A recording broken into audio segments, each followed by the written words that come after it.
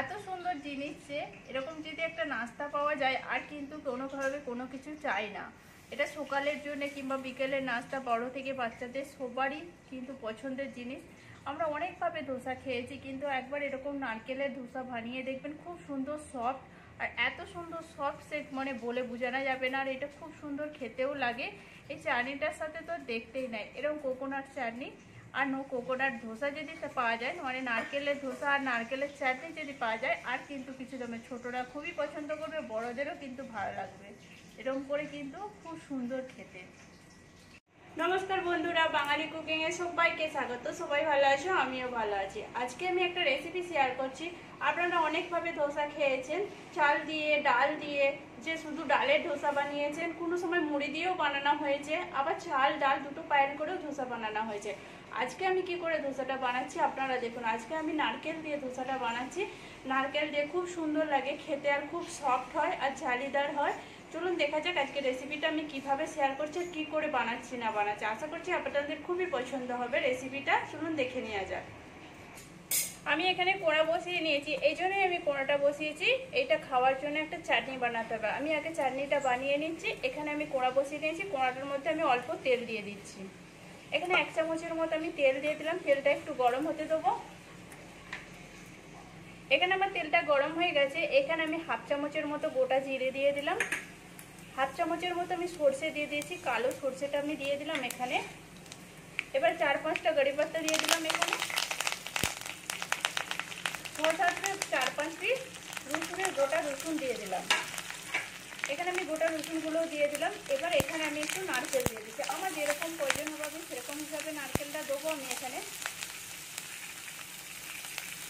এখানে আমি নারকেলটাও দিয়ে দিলাম। দিয়ে এবার এটাকে আমি একটু নেড়ে নেবো, একটু হালকা নেড়ে নেবো। এখানে আমি ছোলার ডাল দিয়ে দিয়েছি। ছোলার ডালটা যদি ভাজা থাকে তাহলে ভাজতে হবে না, আর যদি না ভাজা থাকে তাহলে একটু তেলেতে একসাথে নেড়ে নেবেন, তাহলে ভাজা হয়ে যাবে এটা। এগুলোকে একটু আমি হালকা ভেজে নেবো। ভেজে নিয়ে এটাকে আমি নামিয়ে নেবো। এখানে আমি দিয়ে দিয়েছি যে মশলাটা আমি ভেজেছিলাম নারকেল দিয়ে ছোলার ডাল দিয়ে, সেটা আমি ঢেলে নিয়েছি। এবার এখানে আমি 3টে কাঁচা লঙ্কা দিয়ে দিচ্ছি, আর 1/2 ইঞ্চির মতো আমি আদা দিয়ে দিচ্ছি। আদাটাকে আমি ছোট করে কুচিয়ে নিয়েছি। এবার আমি এখানে ধনেপাতা, সামান্য পরিমাণে ধনেপাতা দিয়ে দিলাম। একটু নুন দিয়ে দেবো, স্বাদ অনুযায়ী একটু নুন দিয়ে দিচ্ছি। আর নুনটা না দিলে খেতে ভালো লাগবে না। এবার অল্প করে আমি জল দিয়ে এটাকে আমি কিন্তু ভালো করে একটা পেস্ট করে নেবো। দেখুন এখানে আমি 1 বাটির মতো জল নিয়ে নিয়েছি। এবার আপনারা যদি খুব গাঢ় করতে চান গাঢ় করবেন, যদি অল্প পাতলা করতে চান আর একটু জল দিয়ে দেবেন। আমি এখানে 1 বাটি জল দিয়েছি। এটাকে এবার আমি ভালো করে ঘুরিয়ে নিচ্ছি। আর এখান অবধি যে সকল বন্ধুরা দেখেছেন প্লিজ একটা লাইক দিয়ে দিবেন। পুরনো বন্ধুদের জানাচ্ছি অসংখ্য ধন্যবাদ। নতুন বন্ধু হয়ে থাকলে প্লিজ আমার চ্যানেলে নতুন বন্ধু হয়ে থাকলে সাবস্ক্রাইব করে পাশে থাকবেন। এটাকে আমি আগে পেস্ট করে ফিরে আসছি। এখানে আমার কিন্তু চাটনিটা ভালো করে বানানো হয়ে গেছে। আমি এটা এবারে সাইড করে রেখে দিচ্ছি এখানে। এবার আমি এখানে নিয়েছিলাম, কি নিয়েছি ধোসাটা বানানোর জন্য, আমি এখানে চাল নিয়েছি আর এটা মেথি নিয়েছি। 1 বাটি আমি চাল নিয়েছিলাম, আর সেই বাটির মাপেই আমি সব কিছু জিনিস দেখাচ্ছি। আর 1 চামচের মতো মেথি দানা দিয়েছিলাম। এটা যদি আপনাদের তাড়াতাড়ি বানাতে হয় তাহলে এটা আধা 1 ঘন্টা ভিজিয়ে রাখলে হয়ে যাবে। আর যদি সকালবেলা বানাতে চান তাহলে রাতভর ভিজিয়ে রাখবেন। এটা আমি রাতভর ভিজিয়ে রেখেছিলাম। এটা এবার আমি জল থেকে ছেঁকে এবার মিক্সার জারেতে আমি ভরে নিচ্ছি। এই মিক্সার জারেতে আমি জলটা ছেঁকে সব ভরে নিলাম। 1 বাটি কিন্তু চালেতে 1 চামচ মেথি দানা দিতে হবে, আর একসঙ্গে কিন্তু ভিজাতে হবে। চাল আর মেথি দানা কিন্তু একসঙ্গে ভিজাতে হবে।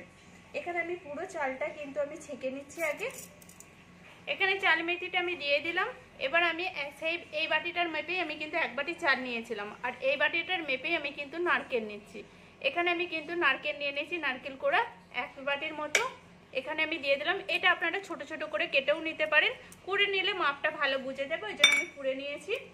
এবার এখানে আমি চিড়ে দিয়ে দিচ্ছি, সেই বাটির মাপে 1 বাটি আমি চিড়ে দিয়ে দিলাম এখানে। এবারে এগুলোকে আমি ভালো করে একটু জল দিয়ে দেবো। আমি জলটা দিয়ে ভালো করে পেস্ট করে নেবো আগে। এখানে আমি পেস্ট করে নিয়েছি। এবার আমি এটা জায়গাতে ঢেলে নিচ্ছি। এটা দেখুন এরকম করে আমি জায়গাতে ঢেলে নিয়েছি। এটা যদি ছোট জার থাকে তাহলে চালটা আর মেথিটা আগে পেস্ট করে নেবেন, তারপর নারকেলটা আর চিঁড়েটা আলাদাভাবে পেস্ট করে নিতে হবে। আমি এটাকে ভালো করে পরিষ্কার করে নিচ্ছি। করে নিয়ে এতে কিন্তু একটু জল দিতে হবে, হালকা জল দিতে হবে, কেননা আমার অনেকটা টাইট আছে। এখানে কিন্তু আমার ব্যাটারটা অনেকটা হয়ে গেছে, আমি এতটা বানাবো না, ওই জন্য আমি তুলে রেখে দিচ্ছি। এখানে কিন্তু আমি একটা ইনোর প্যাকেট নিয়ে নিয়েছি, 1 প্যাকেট ইনো এখানে আমি ঢেলে দিলাম।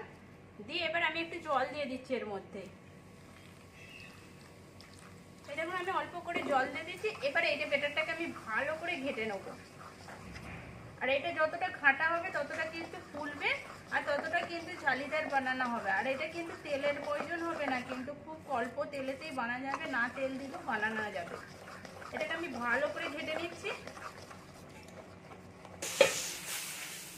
এখানে কিন্তু আমি তাওয়া বসিয়ে নিয়েছি, তাওয়াটাকে কিন্তু ভালো করে গরম করে নিয়েছি, আর একটু হালকা জল দিয়ে দিয়েছি, দিয়ে এবার মুছে নিয়েছি। এবার আমি দিয়ে দিচ্ছি এখানে ব্যাটারটা। এই দেখুন ব্যাটারটা আমি একটু হালকা পাতলা করে নিচ্ছি, তাড়াতাড়ি যাতে শুকনো হয়ে যায়। এবার এটাকে আমি হতে দেবো। এখানে কিন্তু এরকম জালিদার এসে যাচ্ছে, আর এই দেখুন সেটা পুরো চারদিকটা হয়ে যাচ্ছে। এবার এইটাকে পুরোটা শুকনো হতে দেবো। উপরে যে ভিজে ভাবটা আছে, এই ভিজে ভাবটা পুরোটা শুকনো হয়ে যাবে, আমি ততক্ষণ অপেক্ষা করব। গ্যাসটা কিন্তু একটু কম করে রাখতে হবে। আর আমি নুন দিয়ে দিয়েছিলাম, নুনটা সেখানে স্কিপ হয়ে গেছিলো, ওই জন্য নুনটা আপনাদের সাথে শেয়ার করতে পারলাম না। এবার এটা আমি হতে দেবো। এখানে কিন্তু আমার উপর দিকটা দেখুন শুকনো হয়ে গেছে। এবার আমি আস্তে আস্তে এটাকে তুলে নিচ্ছি। এই দেখুন কত সুন্দরভাবে উঠে গেছে। আমি এবার প্লেটে তুলে নিচ্ছি। এরকম করে আমি সবগুলোই আগে বানিয়ে নিচ্ছি একইভাবে। আর এখানে কিন্তু আমি তাওয়াতে জল দিয়ে দিচ্ছি, কিন্তু যখনই বানাবো একটু তাওয়াতে জল দিয়ে দিলে তাওয়াটা একটু ঠান্ডা হয়ে যাবে। দিয়ে কিন্তু আমি মুছে নিচ্ছি। দিয়ে আবার ব্যাটারটা কিন্তু আমি দিয়ে দিচ্ছি একইভাবে।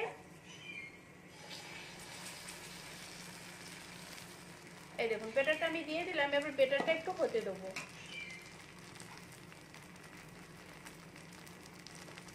এখানে কিন্তু এটাও আমার হয়ে গেছে, এটাকেও আমি তুলে নিচ্ছি।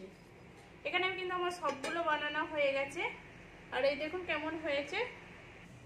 আমি এখানে প্লেটে তুলে নিয়েছি সবগুলো। আর এই দেখুন এই চাটনিটার সাথে খুব সুন্দর লাগবে খেতে। আমি চাটনিটা বানানোও দেখিয়ে দিয়েছি। আর এইটা কেমন সফট হয়েছে সেটাও আমি দেখাচ্ছি। এই দেখুন সফট কতটা, আর কত জালিদার হয়েছে। আর এই দেখুন কত সুন্দর হয়েছে। আর এইটা কিন্তু এরকম নরমই থাকবে।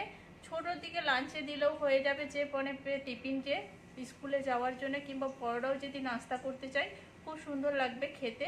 আর এই দেখুন এই চাটনিটার সাথে খুব সুন্দর, আর খুব সুন্দর সফটভাবে। প্লিজ আপনারাও এরকম করে বাড়িতে বানিয়ে দেখুন, আর কেমন হয়েছে সেটাও কমেন্ট করে বলবেন। ভালো লাগলে একটা লাইক করে, শেয়ার করে, সাবস্ক্রাইব করে কিন্তু পাশে থাকবেন।